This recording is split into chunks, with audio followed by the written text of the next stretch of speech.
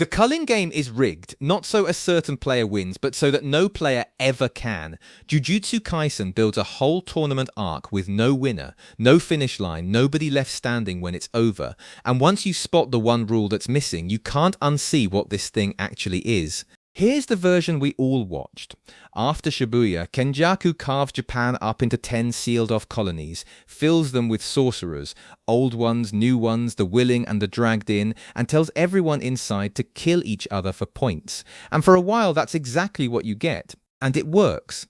Hikari walks into his colony and turns his own curse technique into a slot machine. He literally bets his life on a jackpot. When it lands, he gets a near-bottomless tank of cursed energy, and a body that heals back anything you do to it for the next few minutes.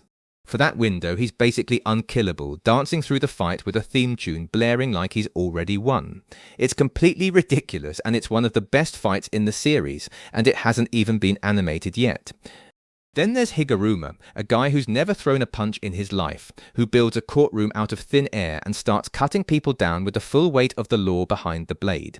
And Maki, before she's even set foot in the Culling Game, walks back into the Zenin estate with zero cursed energy and takes the entire clan apart, settling a score that was always her own.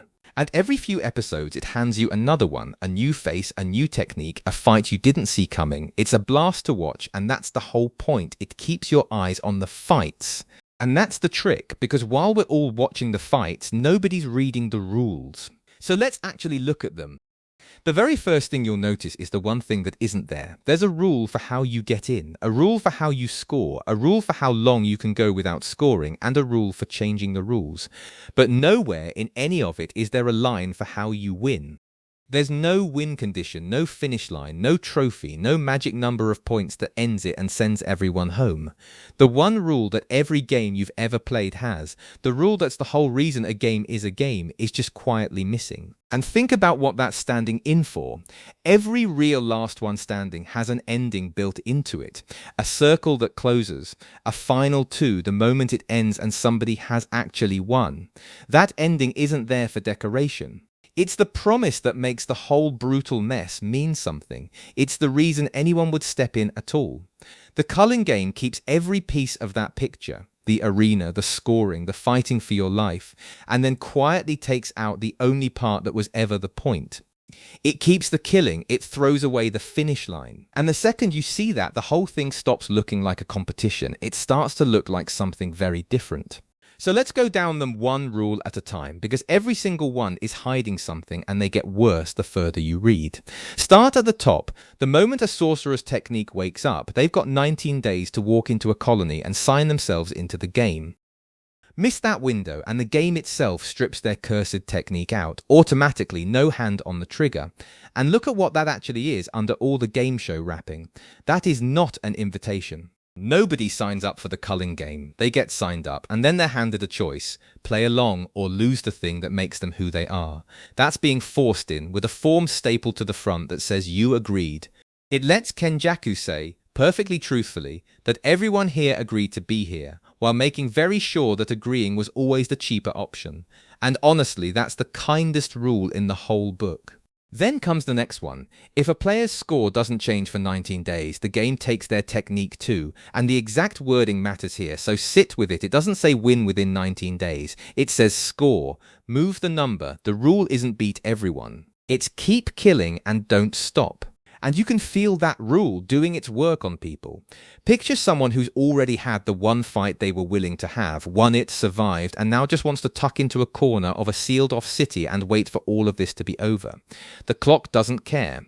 19 quiet days, and the rules reach in and take it anyway, and a sorcerer with no technique in a place crawling with killers doesn't last long. So they go back out and they find someone weaker than them, and they do it again, not to win, not for a prize, just to push a number up and reset a timer. That isn't a fighter chasing a victory, that's a person being squeezed to keep producing. Kenjaku doesn't want a winner. He just wants the killing to keep coming. A sorcerer who walks in wanting no part of this, happy to stay quiet, hurt nobody, gets stripped anyway. Refusing to fight breaks the rules. Hiding breaks the rules. The only allowed way to stay alive in here is to keep adding to the body count. And a setup that punishes you for not killing but never once rewards you for finally winning isn't trying to crown a champion, it's trying to hit a number. That's the line that gives the whole thing away, and it's sitting right there in the rules. Once you've felt that, the scoring rule reads completely differently. A sorcerer is worth 5 points. An ordinary person, someone who can't fight back at all, is worth 1. And when a sorcerer enters, the game looks them over and puts a value on them based on how strong they are. So think about what that means. Before a player has done a single thing, before they've thrown one punch, they've already been weighed and given a worth. Everyone on that board has a worth now. Nobody's really a fighter in a tournament anymore. They're stock on a shelf, and Kenjaku has already worked out what each of them goes for. That's the thing. He's not keeping score. He's doing his shopping. And a price list always tells you what someone's after. What he's after is deaths, sorted by quality. And the stronger you are, the more he wants you. Now remember where all of this is happening. The colonies are sealed shut. Walls thrown up around whole districts so the ordinary people who live there can't get out. They never woke anything up. But the moment the walls go up, they're players too, the lowest kind, worth a point each to whoever reaches them first. Look at it like this. If this were a last one standing, those people would just be in the way, just background or noise, somebody to protect or step around. But if what you're doing is gathering up deaths, they're not in the way at all. They're the easy part of the crop. And that flips what being good at this game even means. The stronger you are, the higher the price on your head. The best player isn't the one who gets out. He's the priciest thing on the shelf. But here's the cleverest rule of the lot, and the one I think gives the most away. There's a rule that says if you spend 100 points, you can sit down with the game's menu and add a brand new rule of your own. And this is the rule the heroes bet everything on. They don't try to outfight a game that's stacked against them. They try to out-lawyer it. The plan is to grind points, buy rule changes, and slowly rewrite the contract from the inside until they can force the whole thing to shut down. And it's no accident the player they go hunting for is a defense lawyer, Higuruma, who looked at the game and saw a contract where everyone else saw a contest, and ground out the 100 points they needed all on his own.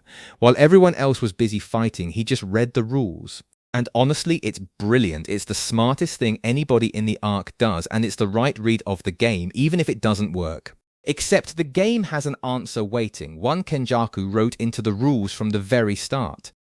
Because there's a catch sitting right inside that 100-point rule. The Culling Game runs itself, and it automatically throws out any new rule that would really get in the way of the killing carrying on.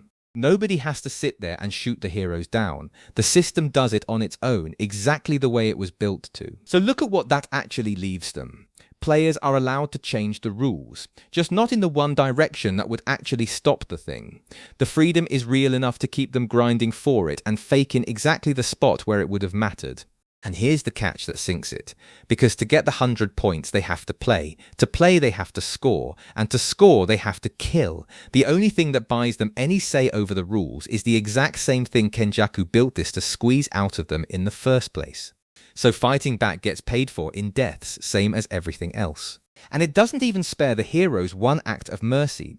They add a rule that lets two teammates trade a single point back and forth so the clock never strips their techniques and nobody new has to die to keep them alive. It's the one move on the whole board that spares lives instead of taking them. But they had to buy that rule, and the rule costs 100 points, and points only come from killing. So even the loophole built to save lives was carved straight out of them. Fighting Kenjaku and feeding Kenjaku turn out to be the same move. There's no play anywhere on that board that doesn't in the end give him what he came for. But the rules are only half of it, because this reaches back so much further than anyone playing could ever know. A lot of the people on that board didn't choose to be there in any sense at all. Kenjaku set this up over 1,000 years. He cut deals with hundreds of long-dead sorcerers and turned their remains into cursed objects, each one a soul in a jar. Then in the present day, he had ordinary people swallow those objects, hiding the ancient souls inside modern bodies. And the moment the game started, he set off the rest, one mass use of idol transfiguration, the technique he'd ripped out of Mahito. And those 1,000-year-old monsters woke up and took the bodies for their own. A good chunk of the players were never modern sorcerers at all. their ancient killers from past eras in stolen bodies. He laid the board 1,000 years before the first move. And think about what that does to the very idea of a fair fight. The monsters in there aren't just other unlucky people who got caught in the same net. A lot of them are some of the deadliest sorcerers who ever lived, dug up and shuffled back into the deck on purpose. Even the difficulty was written in by hand, even the opponents were placed there for you. And that points straight at the biggest thing this arc is really about. Because if you zoom all the way out, the whole of Jujutsu Kaisen runs on deals, binding vows, this traded for that, give something up to get something back. Every sorcerer in the series is bargaining with a set of rules. And kenjaku is simply what happens when one person stops trying to win inside the rules and starts writing them instead. And look at what he did to Gojo, the strongest sorcerer the series has ever made. Kenjaku didn't try to outpunch him, nobody can. He used the Shibuya incident to set up the one technicality that could seal him and put the most powerful man alive in a box, not with force but with the fine print. The Culling Game is that same trick blown up to the size of a country. Kenjaku doesn't break a single one of its rules because he doesn't have to. He wrote every one of them to land on the ending he wanted. That's the whole thing. You don't beat the strongest by being stronger. You beat them by writing the game so they never get to play at all. And there's one last layer underneath all of it, the reason any of these deaths are happening at all. Because the deaths aren't the point either. The winner was never the point, sure, but neither was the killing on its own. The deaths are being gathered up for something. Kenjaku is piling them up for something much bigger than the game itself, and if you haven't got there in the story yet, I won't ruin it for you. Just know it's tied to Tengen, and to what Tengen is about to become. And you don't need the fine print to feel the shape of it. Everyone in that arc fought tooth and nail to be the last one standing, and there was never going to be a last one standing, because the thing collecting them was never counting toward one, it was just counting. And that's the part worth sitting with, Hikari betting his whole life on that jackpot, Higuruma reading the rules cover to cover, sure he'd found the way out, Megumi grinding out points to buy his sister's way out. They all thought they were players, they were just the fuel. So the Culling Game is rigged, just not in the way the word usually means. It isn't rigged so that someone in particular wins. It's rigged so that nobody can. A tournament has a winner, this one was built without one. Strip away the colonies, the techniques, the points, and what's left is a harvest wearing a tournament's clothes. Everyone on that board, including whichever favourite you were quietly rooting for, was only ever the crop. And the cleverest part is how little of it was ever really hidden. The missing finish line, the score or die clock, the worth stamped on people before they'd done a thing, the power to throw out any rule that might end it, all of it was right there on the page, doing exactly what it said. The arc never needed a twist. Kenjaku just trusted that everyone inside the game and out would be too busy watching the fights to stop and read the rules. And we were.